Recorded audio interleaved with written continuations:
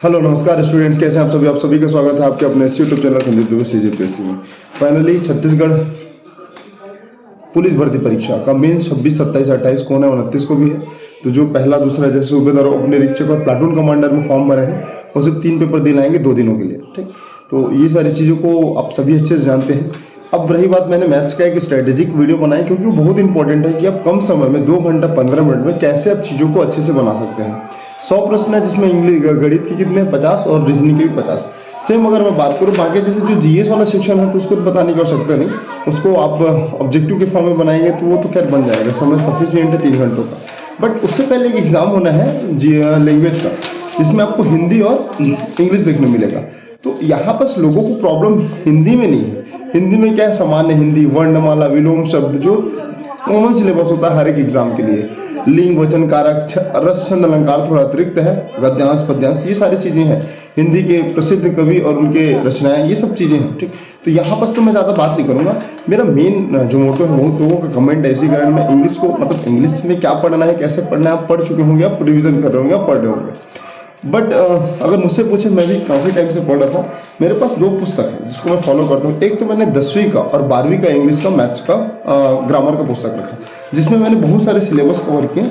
उसमें अधिकांशतः मैंने पढ़ा वॉइस, टेंस, नरेशन, ये सब चीज़ें। अगर मैं एक बार इंग्लिश के सिलेबस को लेकर बात करूँ तो इसमें आपको पहला दिखेगा एसे राइटिंग।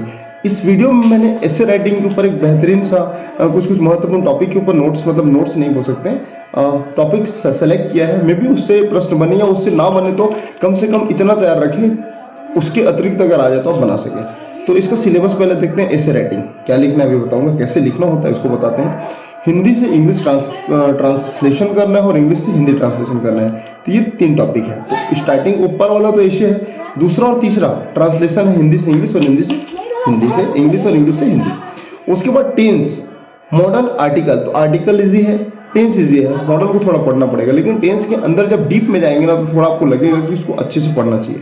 देन अगर मैं बात करूं वॉइस, नरेशन, प्रीपोजिशन और क्लॉज, तो इसमें वॉइस और नरेशन इजी है, प्रीपोजिशन में भी बन जाएगा अगर थोड़ा प्रैक्टिस किए। मेन दिक्कत आएगा क्लॉज में। तो ये सारी चीजें हैं। तो कुल मिला के आपको क्या करना है, आप जो बचे दिनों समय में जो भी आप इस पुस्तक को फॉलो कर रहे हैं। अच्छा, मैं हिंदी में, इंग्लिश में अगर मैंने बात किया था तो मैंने एक चीज़ बात करके बताया था कि मैंने 11वीं, 10वीं और 12वीं का इंग्लिश का ग्रामर पढ़ा है। आप भी उसको फॉलो करें। नहीं है जो आपके नोट्स, आपके पास जो नोट्स है उसको फॉलो करें। सीजीपीएससी मेंस के जो विद्यार्थी हैं उनसे उनका नोट्स मांग लें, क्योंकि वो अच्छे से लिख के बैठे रहते हैं। उसके अलावा स्पीडी एक ऐसा सिलेबस है ना जो आपके व्यापम के लगभग एग्जाम को कवर करता है, जिसमें आपको पहले ही टॉपिक आर्टिकल मिलेगा, फिर नंबर, फिर प्रोनाउन, फिर adjective, adverb, tense, finite verb, conjunction, preposition. तो प्रीपोजिशन इसमें पढ़ना है, ठीक, कंजक्शन वगैरह छोड़ देना। एंटीनोम्स, सिनोनोम्स इस एग्जाम में नहीं है, बट जब फ्रॉम निरीक्षक या फिर व्यापम को कोई भी एग्जाम दिलाएंगे तो पूरा सिलेबस आपको एक बार करेक्ट करना है, मतलब कवर करना है। Item, phrases, one word substitution, verbal confusing word, verb spelling test वगैरह, यहाँ पर सब चीज़ मेंशन है। बट बेसिकली मेरा मोटो था इसको बताने का कि ऐसे में क्या पढ़ना चाहिए। देखिए मैं बोलूँगा ऐसे लिखने से आपको 2 फायदे हैं। पहला, आपका कौशलता का परिचय होगा। फायदा मतलब नंबर प्राप्त करना एक चीज़ तो है, और कौशलता का परीक्षा, जब पेपर हॉल में आप बैठेंगे, 2 घंटा 15 मिनट का पेपर है, मैच 8 बजे से 10:15 तक चलेगा। उस समय आपके पास बंडल ऑफ प्रश्न होंगे, लगभग 100 प्रश्न होंगे, जिसमें से आपको एक प्रश्न मिलेगा, एक या एक से अधिक प्रश्न मिलेगा ऐसे का। तो इसका जो वर्ड लिमिट होगा ना, मुझे जहां तक लगता है 250 से 300 होगा। तो आप अपनी तैयारी 250 से 300 के आसपास रखिएगा। कम हो गया तो अच्छी बात है, ठीक। और जब आप ऐसे बनाना स्टार्ट करेंगे तो मैं आपको निवेदन करता हूँ, निवेदन नहीं, थोड़ा सा सजेशन देता हूँ कि ऐसे को लास्ट के लिए रखिएगा, क्योंकि इसमें आपको समय चाहिए कम से कम 15 से 20 मिनट या आधा घंटा।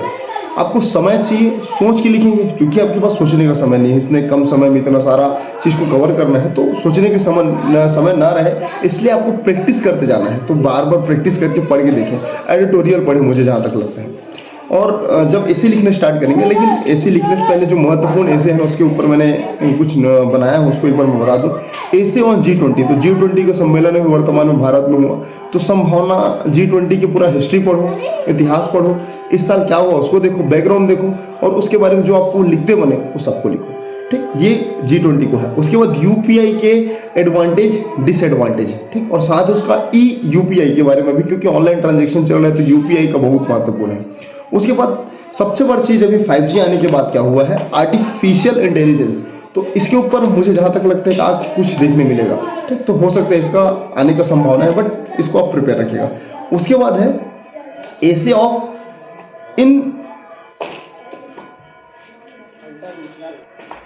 इनविजनिंग इंडिया, मतलब इनक्रेडिबल इंडिया के साथ इसको जोड़ के 2047 में भारत की स्थिति क्या होगी, ये आप कैसे सोचते हैं, आप भारत को किस स्थिति पर देखना चाहते हैं, तुम्हें भी इसके ऊपर एक रहे। एक और अगर मैं बात करूं, ऐसे on power crisis of India, मतलब भारत में पावर क्राइसिस, मतलब जो शक्ति होता है, जो राजनीतिक शक्ति है, उसका क्राइसिस कैसे हो रहा है, पहला चीज। उसके ऊपर आपको थोड़ा चर्चा करके उसके ऊपर पढ़ना है, और यहाँ से एक आप क्वेश्चन देखने मिलेंगे, इसका मैं गारंटी देता हूँ। और उसके अलावा कौन से टॉपिक पढ़ सकते हैं, आज़ादी का अमृत महोत्सव काफी चर्चा में था, ठीक। उसके अलावा अगर मैं बात करूँ important of free and fair election, election के प्रति जो अभी हो रहा है ना कि घूसखोरी, बेईमानी, भ्रष्टाचार, तो वो उसको कैसे फ्री और फेयर रूप से करें, उसके ऊपर आपको लिखना होगा अगर आए तो। आत्मनिर्भर भारत हो सकता है, advantage and disadvantage in online classes, वर्तमान में कोरोना के बाद कोरोना के ऊपर भी कैसे तैयार रखिएगा, सबको नहीं करना है, बाकी मैं आप बताना मेरा काम है, आपको कौन सा करना है आप डिसाइड करिएगा, ठीक है। यूनिफॉर्म सिविल कोड, तो इसको देखिए। सोशल मीडिया एडिक्शन, अभी वर्तमान में जितने भी विद्यार्थीगण हैं या फिर जो लोग हैं वो सोशल मीडिया से कहीं ना कहीं बहुत ज़्यादा प्रभावित हो रहे हैं, ठीक। तो उसके ऊपर आप देख सकते हैं। और इम्पोर्टेंट ऑफ एजुकेशन, मतलब शिक्षा का महत्व, ठीक।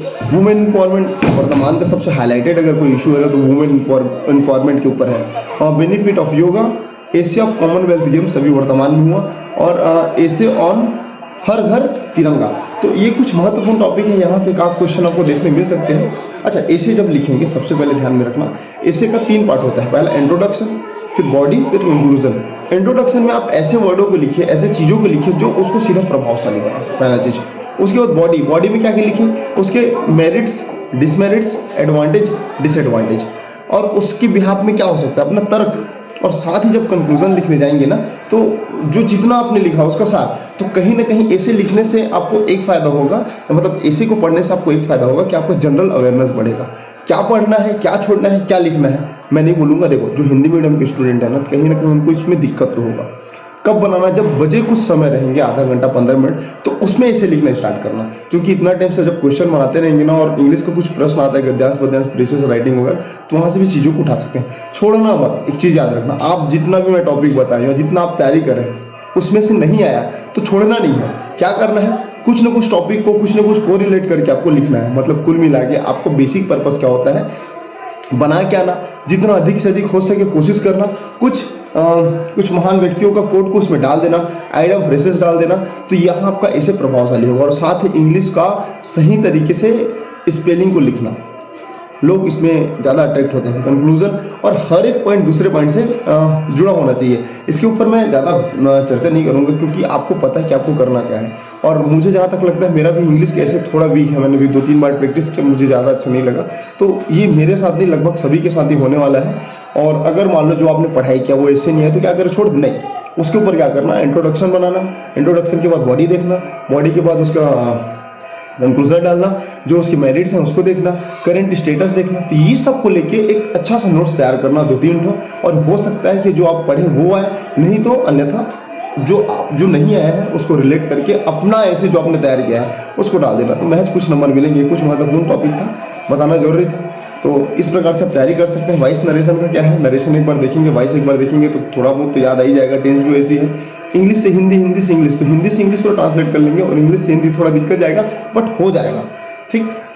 और क्या था इसमें, और था मॉडल, आर्टिकल को पढ़ लेना, आर्टिकल से प्रश्न आएंगे, बहुत ईजी है, बनते हैं, मतलब 25-75 नंबर के प्रश्न आपको बनाने हैं, और छोड़ना नहीं है किसी को, बस इतना ही बताना था। और चैनल में नए होंगे तो चैनल को सब्सक्राइब करना।